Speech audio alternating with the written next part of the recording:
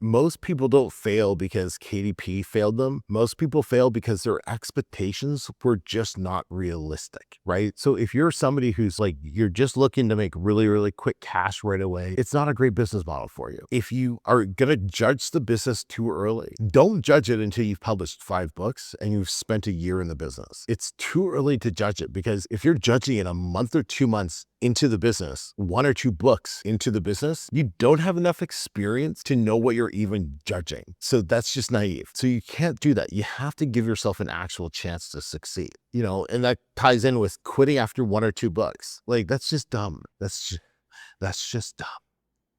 You don't quit after 1 or 2 books. You put so much work into those 1 or 2 books. Keep going. Quit after 5 books. Like, after 5 books, if you're not making some decent money, if you're not enjoying yourself, if you're not seeing some good improvements, yeah, maybe the business model's not for you and you could go do something else. Like, that's totally okay. But the amount of students and people I've seen who have published 5 books and they're like actively learning and trying to do well, they don't quit because they see, they're like, oh yeah, this is actually starting to all come together now. It's like, yeah, that happened on like book 4 or 5, right? Like, I did not see any success until book 4, 0 success in book 4. Book 1, 2, and 3, they were all garbage. I got scammed at some point as well with a bad writer during that time as well. And they made like 0 money over the, I think, 4 or 5 months. And then book 4, I made like $600 in like a week and a half. Book 4. And that was with ebook only, not even a paperback. Like, it was insane. So I made more from that one book than my first 3 books combined. And that happens so often, you just can't quit. Could you imagine what would have happened if I quit after book 3? Oh my God,